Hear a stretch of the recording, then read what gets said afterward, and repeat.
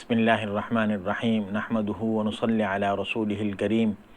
پوری دنیا کے میرے مسلمان بھائیوں، ماؤں بہنوں، بیٹیوں، سننے والے حضرات، السلام علیکم ورحمۃ اللہ وبرکاتہ۔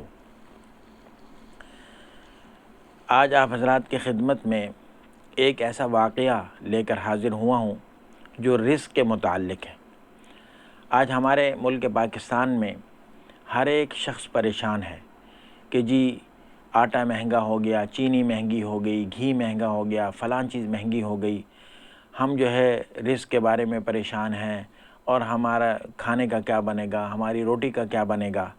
تو بھائی، اگر ہم اللہ کی عبادت میں صحیح معنوں میں اخلاص کے ساتھ، دل کے ساتھ اور اللہ کی رضا کے لیے یکسوئی پیدا کریں گے، اللہ کی عبادت کو صحیح معنوں میں اللہ کی عبادت کو ادا کریں گے، رزق کا ذمہ اللہ نے لیا ہوا ہے، ہمیں پریشان ہونے کی کیا ضرورت ہے۔ آج دنیاوی معاملات میں اتنے ہم منہمک ہو چکے ہیں کہ ہمیں اللہ کی ذات نظر نہیں آ رہی، ہم لوگوں کی طرف دیکھ رہے ہیں۔ بھائی، رزق اللہ کیسے کہاں پہنچاتے ہیں ہمیں اندازہ بھی نہیں ہے اس بات کا۔ تو یہ بات میں آپ حضرات کی خدمت میں عرض کر رہا ہوں، اس کو آپ غور سے سماعت فرمائیں گے اور اس پر عمل کرنے کے ارادے سے سنیں گے تو انشاءاللہ اللہ پاک فضل فرما دیں گے۔ دیکھیں، رزق کی جستجو کی وجہ سے عبادت اور ذکر اللہ میں کاہلی نہیں کرنی چاہیے۔ بہت سے لوگ نماز پڑھنا چھوڑ دیتے ہیں، نیک عمل کرنا چھوڑ دیتے ہیں۔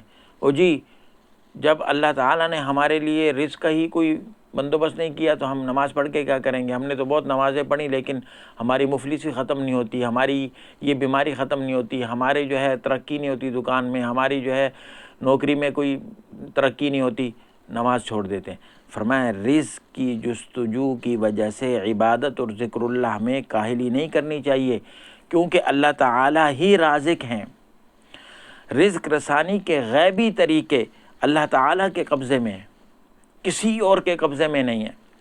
اللہ تعالیٰ ایسے طریقوں سے رزق پہنچانے کا انتظام فرماتے ہیں کہ وہ طریقے انسان کے وہم و گمان میں بھی نہیں آ سکتے۔ بعض کتابوں میں لکھا ہے، ایک شخص طلب رزق کے لیے گھر سے نکلا، فصلوں کی کٹائی کا موسم تھا، راستے میں بارش ہو گئی۔ وہ شخص بارش سے بچنے کے لیے ایک غار میں جا گھسا، پناہ لینے کے لیے کہ بارش شدید ہو رہی۔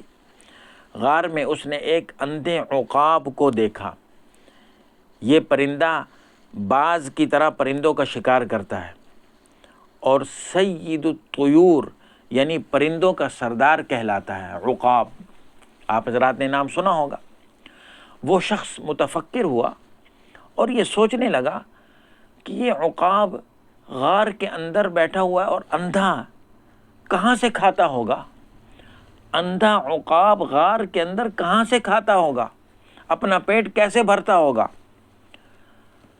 وَإِذَا بِحَمَامَةٍ قَدْ دَخَلَتْ تَسْتَكِنُ فِي الْكَهْفِ مِنَ الْمَطَرِ فَوَقَعَتْ فَوْقَ الْعُقَابِ فَأَمْسَكَهَا الْعُقَابُ فَأَكَلَهَا فَرَجَعَ ذَلِكَ الْإِنسَانُ إِلَى مَكَانِهِ وَتَوَكَّلَ عَلَى اللَّهِ۔ اچانک ایک کبوتر بارش سے بچنے کے لیے غار میں گھسا اور جا کر عقاب کے اوپر بیٹھ گیا۔ اب غار میں گھسا ہے، کہیں اور بھی بیٹھ سکتا تھا، عقاب کے اوپر آ کر بیٹھ گیا۔ عقاب نے اسے دبوچا اور کھا لیا۔ وہ شخص اسی جگہ سے واپس ہو کر متوکل علی اللہ بن گیا۔ اللہ تعالی پر توکل کرنا بڑی سعادت ہے۔ افسوس کہ مسلمان اللہ تعالیٰ کی شان و شوکت، شان عظیم اور اس کی عظیم قدرت اور علم سے غافل ہیں۔ یہ بہت ہی افسوس کا مقام ہے۔ مال و دولت کو طاقت کا، عزت کا، راحتوں کا سرچشمہ سمجھتے ہیں۔ ان کے دل، ان کی نگاہیں دنیا رنگ و بو میں الجھی ہوئی ہیں۔ موت کے وقت یہ سب غفلتیں دور ہو جائیں گی، مگر اس وقت انابت اللہ کا کوئی فائدہ نہیں ہوگا۔ اب پچھتائے کیا ہو جب چڑیاں چگ گئیں کھیت۔ اس واقعے نے ہمیں یہ بتلایا ہے بھائی رزق اللہ تعالیٰ نے دینا ہے، میری روٹی کا انتظام، میرے کھانے کا انتظام، میرے پینے کا انتظام اللہ نے کرنا ہے، اللہ نے جو مجھے حکم دیا وہ میں پورا کروں۔ اب ہم کہیں ملازم ہیں، مالک نے ہمارے ذمہ ایک کام لگا دیا، تم نے یہ کام کرنا ہے، ہم وہ کام پورا کر رہے ہیں۔ دنیا جہاں کی چیزیں مہنگی ہو جائیں، ہمیں پتہ ہے مالک نے ہمارے کھانے کا بھی انتظام کرنا ہے، ہمارے کپڑے کا بھی انتظام کرنا ہے، ہمارے رہنے کا بھی انتظام کرنا ہے، ہماری بجلی کا، ہماری سردی کا، ہماری گرمی کا، ہر چیز کا مالک نے انتظام کرنا ہے۔ میں اس کا کام کر رہا ہوں، اس نے کہا تم میرا کام کرو، میں تمہارے سارے کام سنبھال لوں گا۔ ہمیں کوئی فکر نہیں ہوتی، ہنستے مسکراتے اچھی زندگی گزار رہے ہوتے ہیں، کام کر رہے ہوتے ہیں کہ مالک نے ساری ذمہ داری لی ہوئی ہے۔ بھائی اللہ رب العزت نے میرے اور آپ کی سب کی، ہم سب کی ذمہ داری لی ہوئی ہے۔ اللہ فرماتے ہیں تمہیں میں نے اپنی عبادت کے لیے دنیا میں بھیجا، تم میری عبادت کرو جس طرح عبادت کرنے کا حق ہے، باقی سب کچھ میں نے تمہارے لیے انتظام کر رکھا ہے۔ آج اس یقین کو ہم نے چھوڑ دیا، اپنے دل سے نکال دیا، اس لیے ہم ذلیل و خوار اور پریشان ہیں۔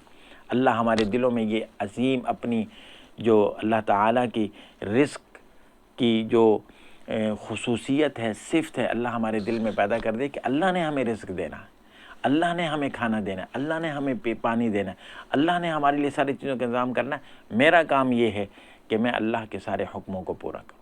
اللہ ہم سب کو عمل کی توفیق عطا فرما دے۔ السلام علیکم ورحمۃ اللہ وبرکاتہ۔